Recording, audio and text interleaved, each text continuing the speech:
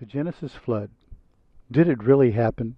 Or is it just a fable made up by illiterate people passed down and enhanced over time? Does it matter today? What does it have to do with today? There are about 300 flood legends around the world. No matter what culture you come from, you have a flood legend in your history. The most precisely told account with the greatest detail comes from the Bible. Could this story have any credence to it? Is there any science that can shed light on this 4,400-year-old story?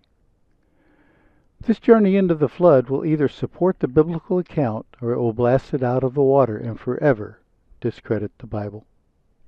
So let's get started.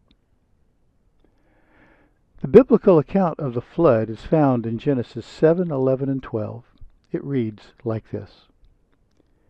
In the 600th year of Noah's life, in the second month, the 17th day of the month, the same day were all the fountains of the great deep broken up, and the windows of heaven were opened. It continues in the next verse. The rain was upon the earth for 40 days and 40 nights. It didn't seem reasonable that the sky could hold that much water, especially when the Bible said in Genesis 7, 19 and 20, all the high hills that were under the whole heaven were covered. And in the very next verse, the mountains were covered. Did the high hills turn into mountains? You know, Mount Everest is 5 miles high. Where did all that water come from anyway? Where did it go? You know, this is our home, planet Earth, terra firma, the water planet. According to Steve Vance of NASA's Jet Propulsion Laboratory in the National Geophysics Data Center, the surface of the Earth today contains about 1.3 zetaliters of water. 1 zettiliter has 21 zeros after it. That's a lot of water. If you took all the water on the surface of the planet and made it into a big drop, it would look something like this. It would only cover a little bit of the Atlantic. Our oceans right now are very shallow compared to the size of the Earth. They only average about 2.3 miles in depth, and the Earth is 8,000 miles in diameter. Now, this doesn't seem like that much water after all.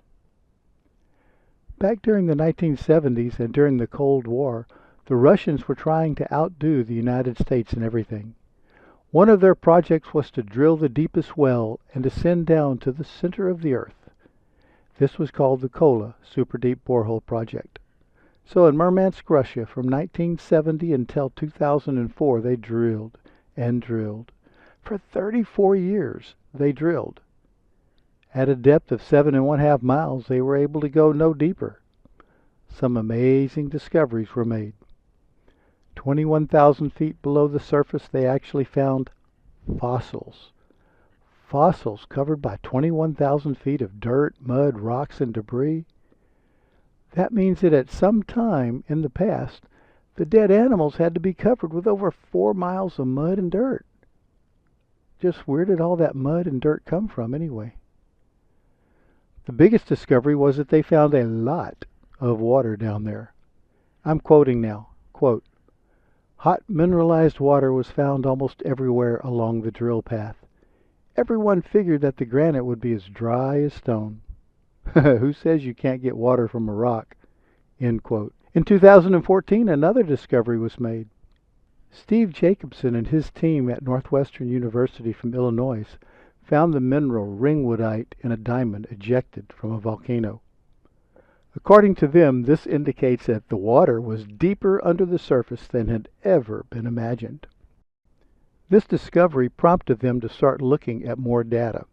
So they collected data from 2,000 seismometers and from 500 earthquakes here under the continental United States. They analyzed the data, and their report concluded, and I quote, a reservoir of water 3 times the volume of the world's oceans has been found toward the Earth's core. It could explain where the seas came from. End quote. How deep is this ocean? It's 435 miles below the surface. That's pretty deep. If 3 times the volume of the surface oceans are just under the continental United States, then just think how much subsurface waters the Earth has if all that water is under all the continents and all the oceans. Wow. The point is there's a lot of water under the surface of the earth. Well, I wonder if this is what the Bible is speaking of when it mentions the great deep. These waters are not what we need to consider for the global flood of Genesis. If the earth has so much water, do any of the other planets in our solar system have any water? Interestingly, NASA is finding more and more evidence that supports the Bible. Let's hear from NASA directly. Ocean Worlds.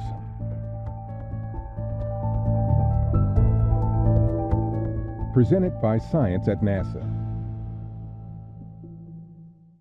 Earth, a world dominated by water. Trillions of gallons flow freely across the surface of our blue-green planet. While we once thought oceans made our planet unique, we're now coming to realize that ocean worlds are all around us. In the sub-freezing temperatures of the outer solar system, it may seem impossible for liquid water to exist. However, not only does it exist, but in some places, it may be more abundant than on Earth. Jupiter is orbited by at least 3 moons that contain oceans: Europa, Ganymede, and Callisto. In 2014 and 2016, the Hubble Space Telescope has observed what appear to be water vapor plumes coming out of the cracks near the South Pole. Hiding beneath a thick crust of ice, the ocean on Ganymede could actually harbor as much as 4 times more water than all of Earth's oceans combined. Callisto also seems to contain a saltwater ocean beneath the icy crust. In 2005, NASA's Cassini spacecraft found Saturn's moon Enceladus busily puffing plumes of water vapor and organic compounds out through fissures now known as tiger stripes in its frozen carapace. Cassini flew through the plumes frequently since then and has discovered nanosilica grains and the presence of molecular hydrogen, both suggesting the movement of heated water on the seafloor of the icy moon. Other evidence provided by Cassini has convinced researchers that Enceladus has a global subsurface ocean spewing into space through these tiger stripes.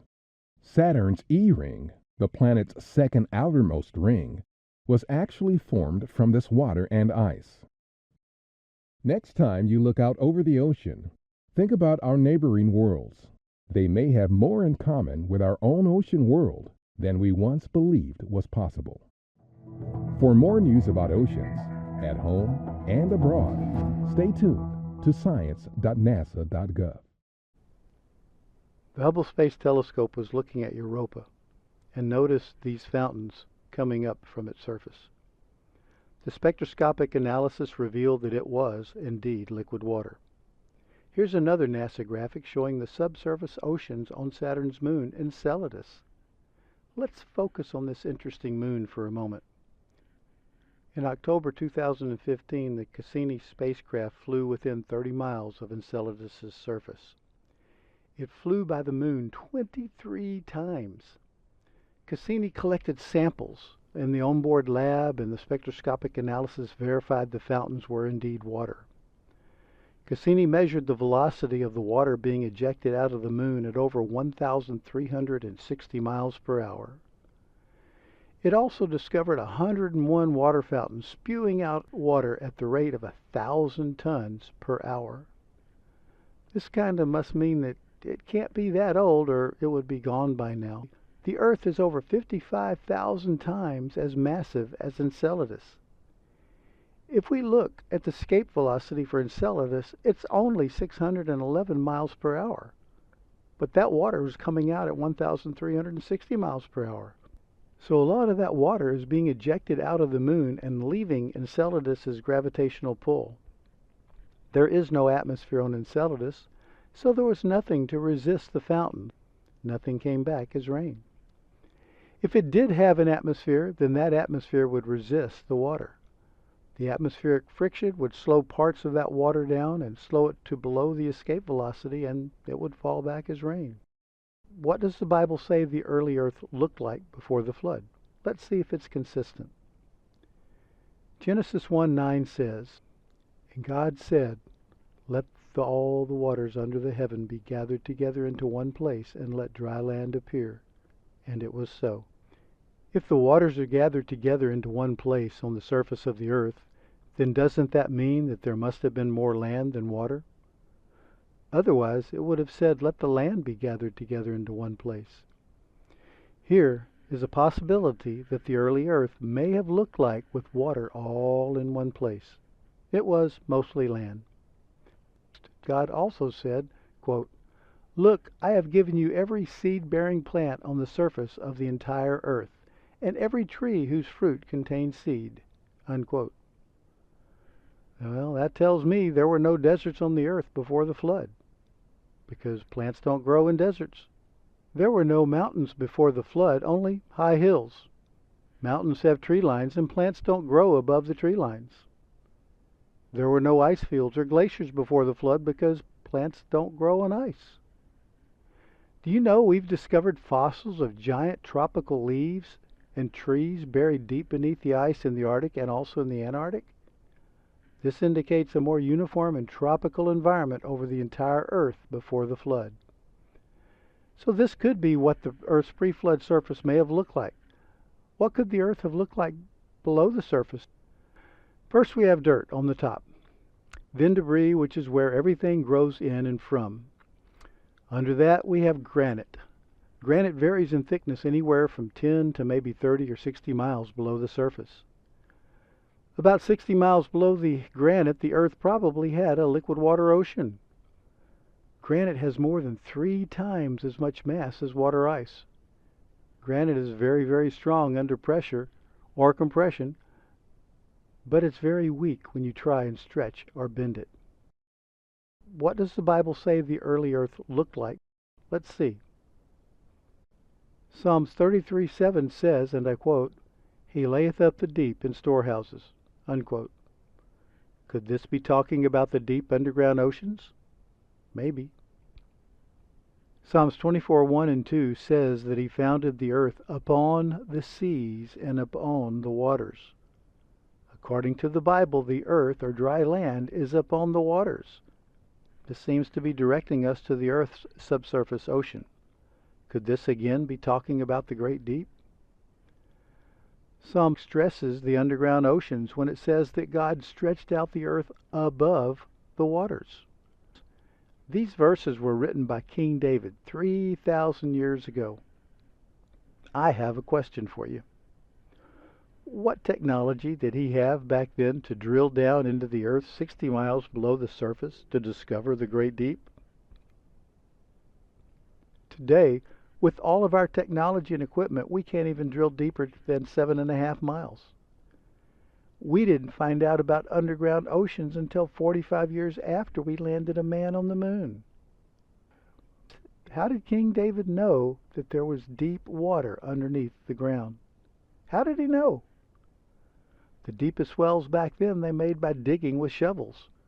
How deep can you dig a well with a shovel? I think the fountains of the great deep were deep subterranean water chambers gravitationally compressed by about 60 miles of granite. Let's start tying this together. We're going to compare Enceladus and the Earth's internal structure. On the left we have Enceladus. It's only 310 miles in diameter, or 155 miles from the center to the surface. NASA thinks that the top 30 miles of Enceladus is liquid water covered by a thin layer of water ice. On the right, the Earth has a similar structure, but the Earth is about 4,000 miles from the center to the surface, and the subsurface oceans were about 60 miles beneath granite rock. The Earth is 55,000 times more massive than Enceladus, with much greater gravity. That tells us that the pressure on the Earth's subsurface oceans is much, much, much greater than that on Enceladus. In order for the ice shell on Enceladus and the granite shell on the Earth to not move, the net force on those shells must be zero. The weight of the shell pressing down on the subsurface oceans has to be equal to the amount of pressure exerted by the subsurface oceans on the granite shell from below. As we mentioned before, granite is very weak when stretched. Could the granite shell have stretched enough so that it started to rip? If the rip did occur, like on Enceladus, how fast would that underground water be ejected into the atmosphere? Let's look at the mid-oceanic ridges. They're over 40,000 miles long. They're submerged mountain ranges that encircle the earth like the seams of a baseball. When I first started looking at this, I thought the waters from the Great Deep came out of these mid-oceanic ridge mountain ranges. But that's not the case. These mountain ranges rise on average over a mile above the ocean floor.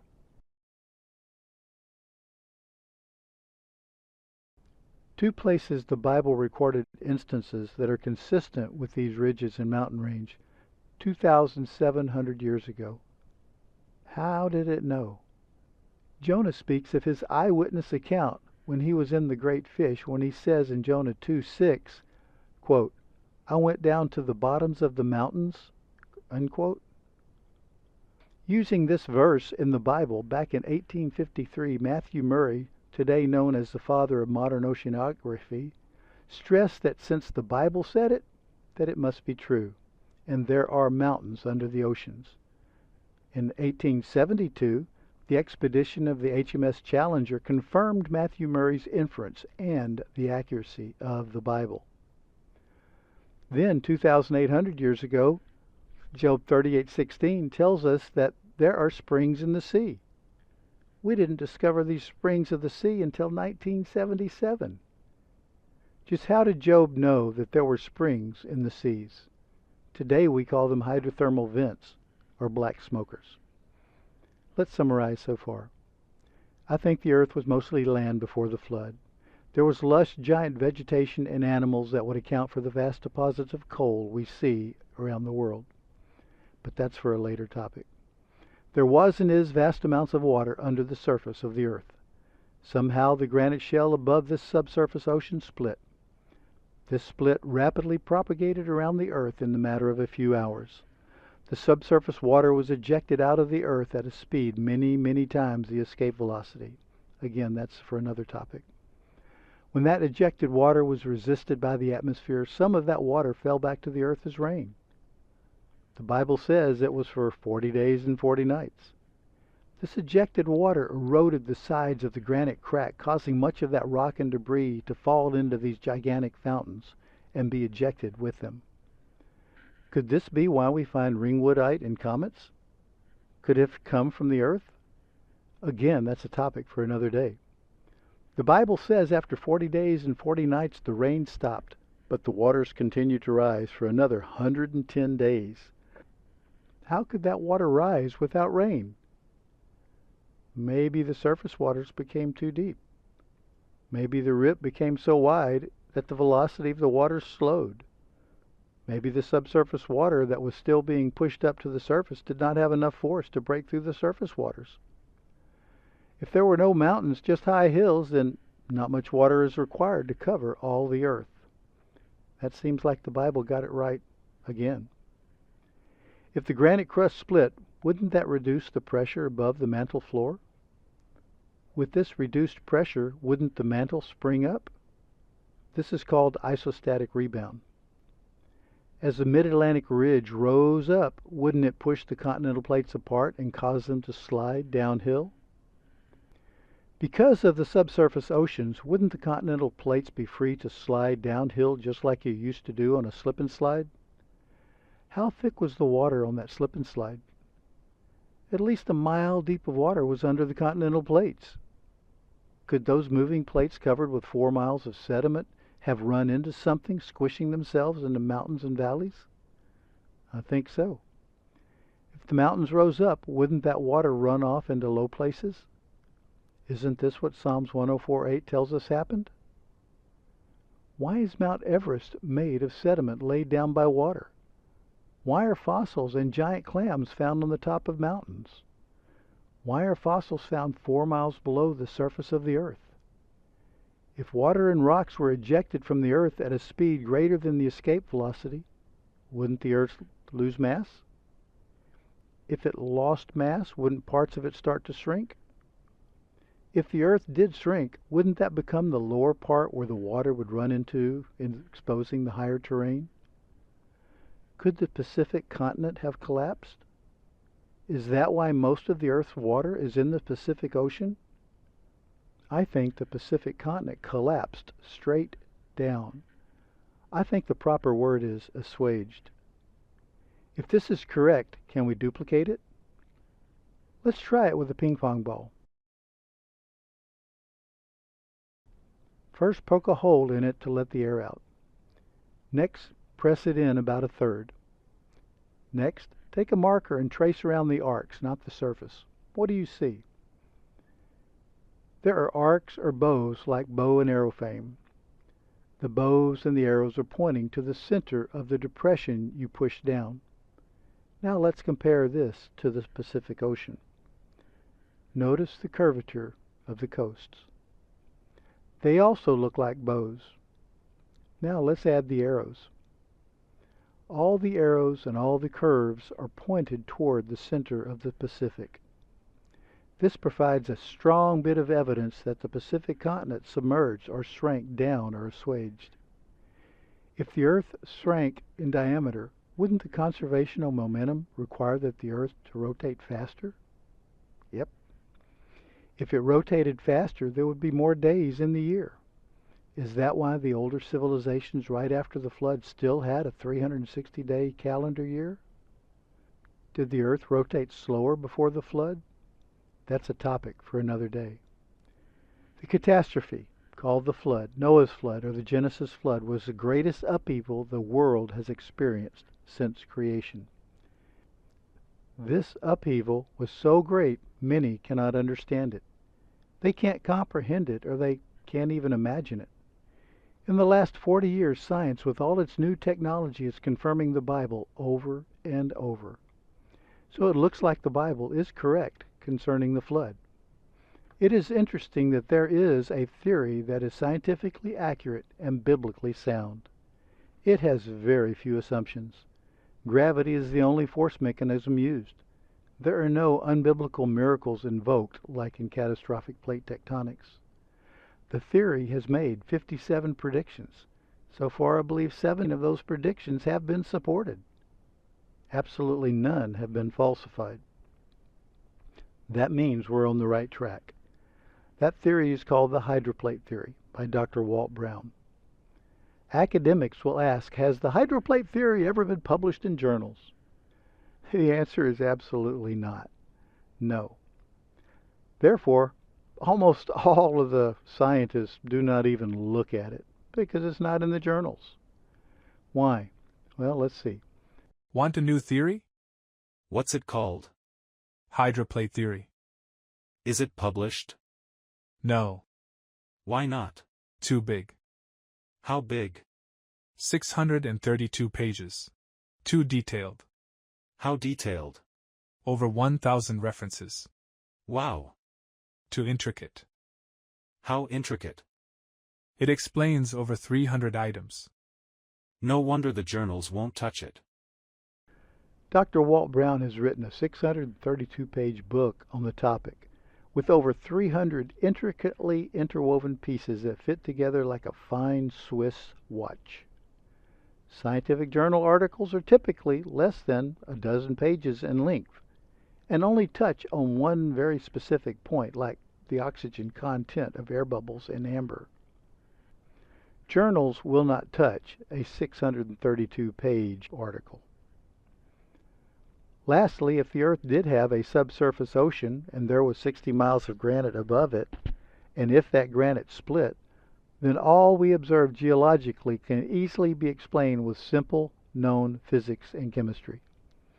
Even the man on the moon can be explained, and contact binary asteroids. Even NASA's FUPA with their DART mission was predicted. The biological materials we find in space has been predicted and explained. What's the bottom line here? The Bible is correct concerning the flood. The inference is that all the Bible is correct. That means Jesus is who he said he was and is, the God who created this universe.